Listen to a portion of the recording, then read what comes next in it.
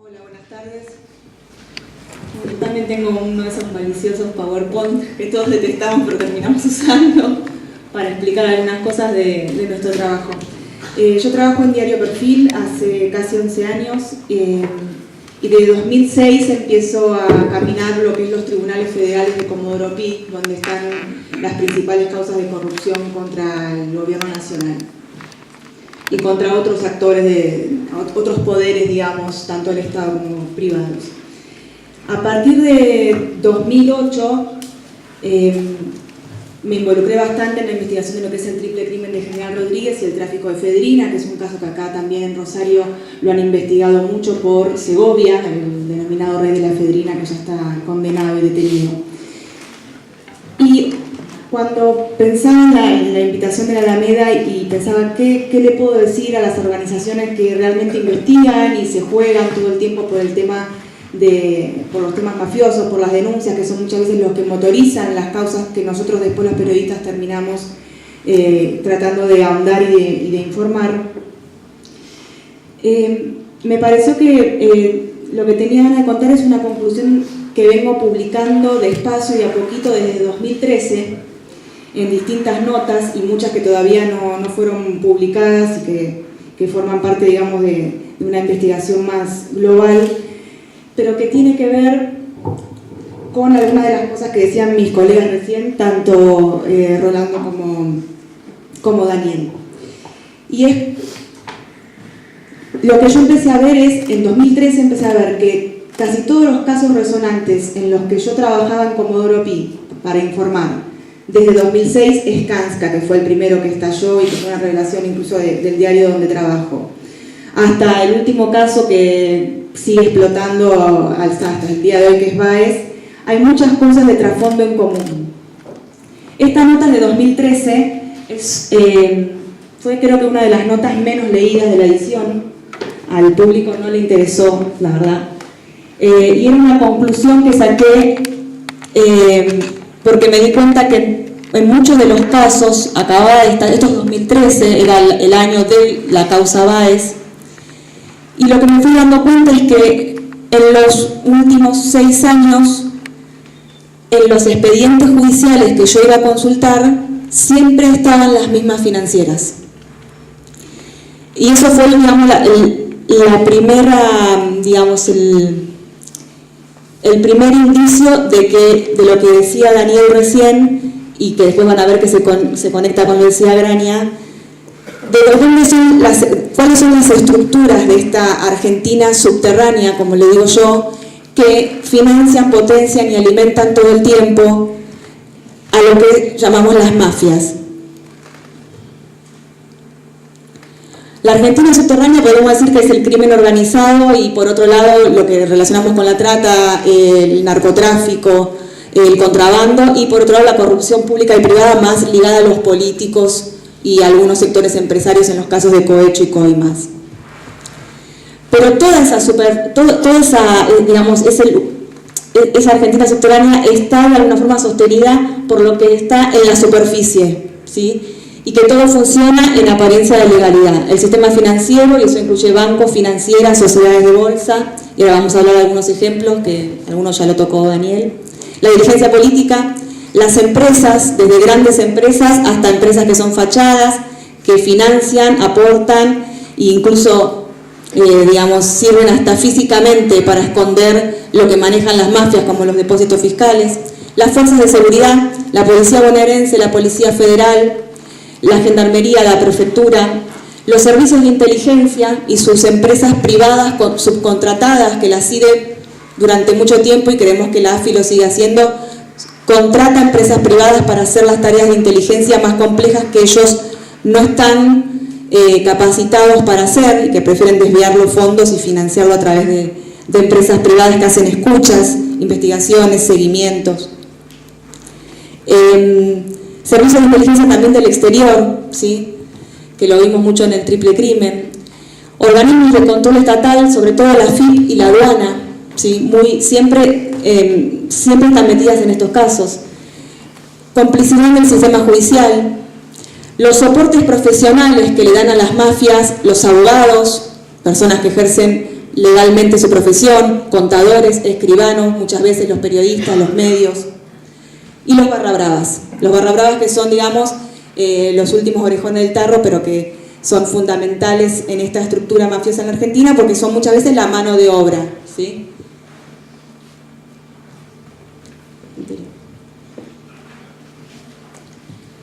En el caso del triple crimen, a mí, además porque es el que más trabajo y sigo trabajando, con Rodrigo Alegre sacamos un libro que se llama La Ejecución y estamos trabajando para completar esa historia porque creemos que nos quedamos bastante cortos en el 2011 con ese caso. Cuando nos empezamos a adentrar en quienes estaban involucrados en el triple crimen, ya sea desde el lado de las víctimas como del lado de los victimarios, y en el negocio del tráfico de efedrina, nos teníamos que remontar a personajes que aparecían en el caso AMIA en 1994. El triple crimen y el tráfico de efedrina explota en 2008, agosto de 2008. Y les estoy hablando de un caso, tal vez el caso de impunidad más importante que tiene la Argentina, que es el atentado al AMIA 1994, ¿sí? 14 años antes. Personajes que se repiten del caso AMIA 14 años después en un caso de narcotráfico y de sicariato. La CIDE, personajes que vienen desde los 70 en la CIDE, que se repiten y vuelven a participar en el triple crimen y el tráfico de efedrina. Barras bravas, personajes incluso que son de los 90 o que heredaron las estructuras de los barras de los 90. Personajes que vienen de la corrupción del PAMI, también desde los años 90, y que siguieron durante mucho tiempo involucrados con los negocios con el PAMI, con el Ministerio de Salud, con las obras sociales sindicales, con los hospitales públicos y la mafia de los medicamentos. Yo ahí lo que traté de hacer es mostrarles cómo en mi cabeza se cruzan y en las investigaciones que hacemos nosotros se cruzan todo el tiempo estos casos, ¿no? Cómo la AMIA a mí me lleva a las fuerzas de seguridad, la aduana y los servicios de inteligencia. La CIDE, obviamente, Servicio de Inteligencia, me lleva a las cajas del Estado, a las fuerzas de seguridad, a la aduana y a los movimientos de financieras. Como los barras me llevan también a las cajas del Estado, a las fuerzas de seguridad, a servicios de inteligencia y al manejo financiero. La corrupción del PAMI, lo mismo. La mafia de los medicamentos, lo mismo. ¿Y cómo se traduce después esto? ¿Dónde, digamos, cómo hace para sostenerse, para que se complete esa rueda de complicidad financiando la política? Porque necesitan que los políticos de turno, estas estructuras están siempre, vemos, la CIDE, algunos personajes ya arraigados de los 70, los relacionados con las fuerzas de seguridad desde hace también más de 30 años. Los políticos son los que van cambiando muchas veces, se van reciclando o van cambiando. Y son, digamos, los que completan este círculo. Algunos personajes de los más llamativos para que vean, para personificarlos, que se conectaron con, que nosotros vimos en AMIA 1994 o a partir de 1994 y que volvemos a encontrar involucrados en el triple crimen. Les repito, involucrados tanto de un lado como del otro, porque recuerden que el triple crimen de General Rodríguez, las víctimas estaban involucradas en el tráfico de efedrina, estaban involucradas en una mafia, ¿sí? Estaban empezando a incursionar en una mafia. Y del otro lado, quienes los mandaron a matar y los asesinaron, también estaban involucrados en ese negocio y terminaron, digamos, en un crimen mucho más grave que es un sicariato y triple homicidio. Rivelli, ¿sí? Rivelli es policía, fue un comisario de la DDI de Quilmes, de la DDI de Lanús, en la zona sur de la provincia de Buenos Aires, del conurbano del que hablaba hoy Rolando en relación a la policía bonaerense también. Es el abogado de Pérez Corradi, era el abogado de Martín Lanata antes del triple crimen, estaba conectado con uno de los sicarios, que está condenado, y con la persona que está sindicada como el autor intelectual del triple crimen. Elfino Palacios, Policía Federal. Elfino Palacios, que tenía a su cargo la investigación del atentado en los 90 y que hoy está detenido por otras razones, pues luego formó la Policía Metropolitana para Macri en la ciudad de Buenos Aires, estuvo relacionado con las escuchas ilegales.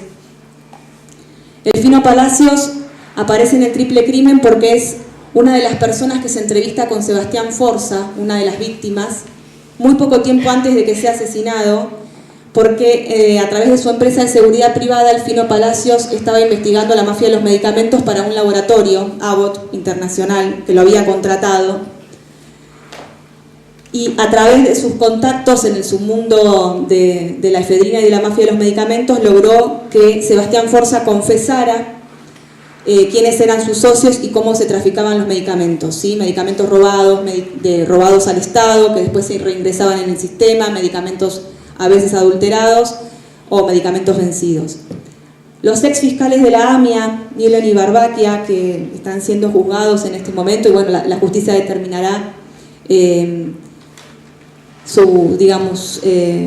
si son culpables o no de lo que se llamó el armado de la causa de la AMIA contra Ribel y los policías bonaerenses. Fueron los abogados que le tomaron la declaración a Forza. Y después, ¿cómo llegó Forza a estos personajes? A través de infiltrados de la ex-CIDE que estaban trabajando con él.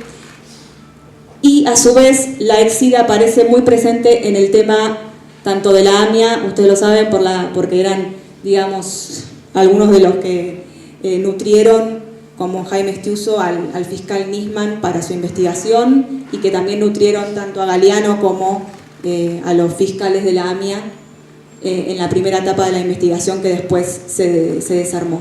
La AMIA hoy sigue impune, el triple crimen 2008 está resuelto parcialmente, solo lo que es la autoría material, todavía no se sabe exactamente dónde fueron asesinados, ¿sí?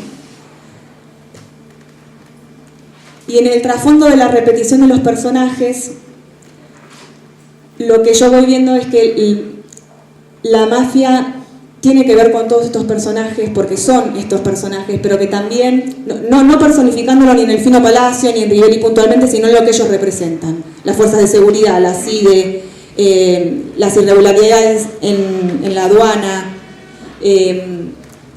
las irregularidades en el manejo de las cajas del Estado. Y lo que siempre hace estallar el funcionamiento de estas mafias y las expone, las termina exponiendo en casos como el triple crimen, es cuando estos poderes, que muchas veces funcionan en alianzas para poder funcionar, para poder recaudar y para poder mantenerse en el poder, entran en internas. Entonces, las pujas muchas veces entre las fuerzas de seguridad, que muchas veces necesitan a los servicios de inteligencia para trabajar y para sostenerse, o los servicios de inteligencia versus privados y políticos, como por ejemplo el caso de lo que se habló en la interna de por qué Aníbal Fernández aparece en esta historia y un supuesto enfrentamiento con la CIDE, y la aduana versus el territorio. El territorio es, para nosotros, el principal territorio de la mafia es la provincia de Buenos Aires, sobre todo el conurbano bonaerense, y la aduana es la entrada y la salida de los resultados de lo que esa mafia factura, ¿no? Hacia el exterior o hacia el interior, narcotráfico sobre todo. Este hombre, Guillermo Martinero, seguramente lo vieron asesinando a un cerrajero en el microcentro porteño hace pocas semanas, y es para mí hoy uno de los personajes, y este es uno de los hechos que parece pequeño al lado de la enormidad de lo que son las mafias o de lo que llamamos las mafias, pero que tiene una consecuencia muy brutal, que es el asesinato de una persona adelante de todos a las 9:30 de la mañana en el microcentro porteño. Martinero debería haber estado preso hace años y ese cerrajero estaría vivo. Martinero era uno de los hombres, ahí lo vemos huyendo al lado del cerrajero que mató. Y abajo, cuando fue a declarar en el 2012 en el juicio por el triple crimen de General Rodríguez, él fue a declarar como testigo, había muchas pruebas, tuvo que declarar como testigo porque en ese momento servía para el esclarecimiento de la autoría material que declare como testigo. Pero después de eso, nunca se investigó quién era Martinero, ¿sí? Un hombre que se dedica, que está relacionado con el ejército, que se dedica al sistema financiero, este sistema financiero del que hablaba Santoro, que a lo que se dedica es a blanquear los resultados de lo que las mafias van obteniendo como ganancias. Bueno, ese es el cerrajero. Y después está el nivel internacional. Esto no se queda acá, toda esta rueda no se queda en la Argentina, más allá de lo que salga o entre como mercancía de la aduana, en contrabando, narcotráfico o en las fronteras la trata de personas. A nivel internacional, las financieras vuelven a ser uno de los vehículos principales. Epsilon es una financiera que actualmente está siendo investigada, en realidad está siendo investigada desde 2011 por el fiscal Policita. La causa tuvo un impulso en el último año, y que lo que nos permite ver es cómo el sistema internacional de las financieras también está relacionado íntimamente con la corrupción en la Argentina, y no solamente con el caso Báez.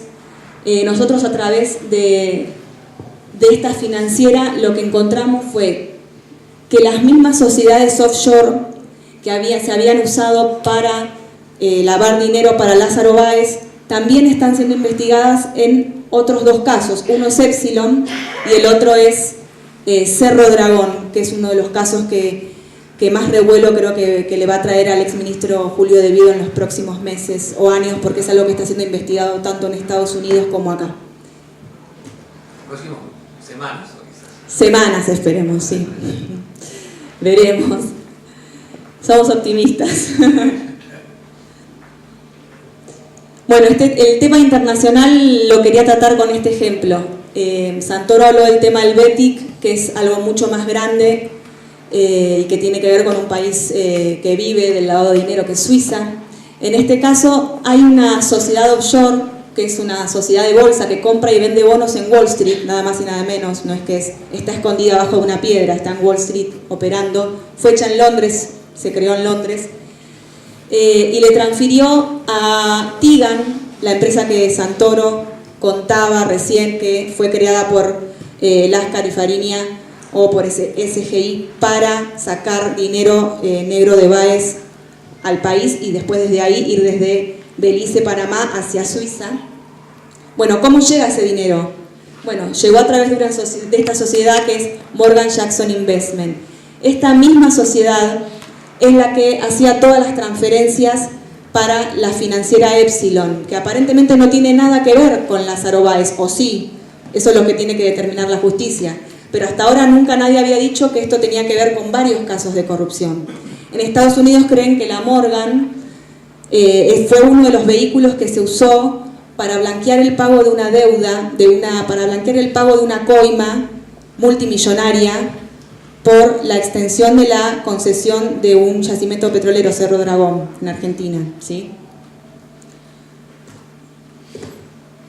Digo, lo que quería, me parece que para resumirlo de la manera más simple posible, lo que yo veo últimamente, o al menos en los últimos 10 años, es que hay dos combos que se vienen repitiendo, como decíamos, desde los 90, incluso desde antes. Los servicios de inteligencia no nacieron en los 90, hay personajes de la década del 80 y del Partido Radical que están íntimamente ligados hoy incluso todavía a los servicios de inteligencia. Y los combos tienen que ver con, estos son algunos de los casos más emblemáticos, me parece a mí, de lo que fue la última década: Skanska, el caso Chicone, Jock Lender y el desvío de la Fundación de las Madres de Plaza de Mayo, el caso Báez, Cerro Dragón, la importación de combustible, que es lo que Perfil bautizamos como el barco fantasma, y otras irregularidades de Julio De Vido, el tráfico de efedrina y el triple crimen, los crímenes de Unicenter y San Fernando, que destaparon cómo el fiscal general de San Isidro, Julio Novo, protegía y evitaba que se investigara a lo que nosotros creemos que es una super red de contención del narcotráfico en la Argentina, que todavía no fue desbaratada. Y bueno, la mafia de los medicamentos, las estafas al PAMI, hospitales y obras sociales sindicales, ¿no? Como dos combos donde funcionan en algunos casos, donde se combina el sistema financiero, la corrupción y las cajas del Estado, y uno que va mucho más allá porque es mucho más subterráneo, donde ya tenemos fuerzas de seguridad involucradas o miembros de fuerzas de seguridad, servicios de inteligencia y el narcotráfico. Y con esto termino. Termino, tengo 2 minutos más. MOC es las siglas de Madero Office Center. Era una oficina en Puerto Madero, en el 4º piso de un edificio que estaba en Alicia Moró de Justo 1148. El fiscal Luis Angelini es un fiscal de la provincia de Buenos Aires, al que apartaron de la causa. El fiscal Novo se encargó de que el fiscal general, uno de los fiscales más poderosos del país, ¿no? Se encargó de que no pudiera avanzar justamente con la investigación de qué pasaba en este edificio. Angelini, el fiscal, investigaba los crímenes de 2 colombianos en Unicenter que fueron en 2008 y de un colombiano en San Fernando. Los 3 fueron ejecutados. En uno de los casos, que es el de Unicenter, había barra bravas involucrados, empresarios de la efedrina y de la mafia de los medicamentos involucrados, servicios de inteligencia involucrados, fuerzas de seguridad también, contactos con fuerzas de seguridad involucrados. Y Angelini lo que encontró fue que entre 2007, 2008 y 2009 había muchos llamados de los imputados por el crimen de Unicenter a este edificio en Puerto Madero. Y empezó a averiguar quiénes más llamaban y quiénes más recibían mensajes de esa misma oficina, o de los Nextel que estaban a nombre de esa empresa que se llama Madero Office Center, que, como les decía, funcionaba en pleno Puerto Madero, muy cerca de la Casa Rosada. Y encontró que había llamados entre 2007 y 2012 de Gustavo Juliá. No sé si los recuerdan, los hermanos Juliá cayeron en España porque intentaron ingresar 1 tonelada de cocaína a ese país. De Martín Lanata, sicario, ¿sí?, involucrado también en la mafia de los medicamentos, el tráfico de efedrina, la relación con la policía bonaerense, con la política de Quilmes. También recibía y hacía llamadas a esa oficina. Alberto Negro Salvador López, que es uno de los hombres que viene involucrado en la mafia del PAMI ya desde los años 2000 y está condenado por haber entrado junto con sus socios 20.000 kilos de efedrina al país, uno de los principales importadores. Los imputados del crimen de los colombianos, y el último que descubrieron, que tiene llamadas a principios de 2012, nosotros lo publicamos hace unos meses, es Leonardo Fariña. Entonces ustedes ven como en la misma oficina a la que el fiscal Angelini nunca pudo allanar, recién la pudo allanar después el fiscal del triple crimen más tarde, cuando ya estaba todo desbaratado, ya la habían desarmado. Se configuraba el narcotráfico, la corrupción, el sicariato, el sistema financiero y los barra bravas, porque todos estos casos están conectados con esos 5 ejes, o con esos 4 o 5 ejes. Así que bueno, nada, esa es, digamos, no es una conclusión, es algo que todavía tengo en la cabeza y que estoy trabajando y que sigo trabajando y que espero en algún momento poder descifrar realmente qué hay detrás de qué es lo que une a todas estas estructuras y cuál es realmente, digamos, la alternativa que tiene la justicia o que tienen los personajes de la justicia que quieren realmente investigar para poder desbaratar algo de esta estructura. Gracias.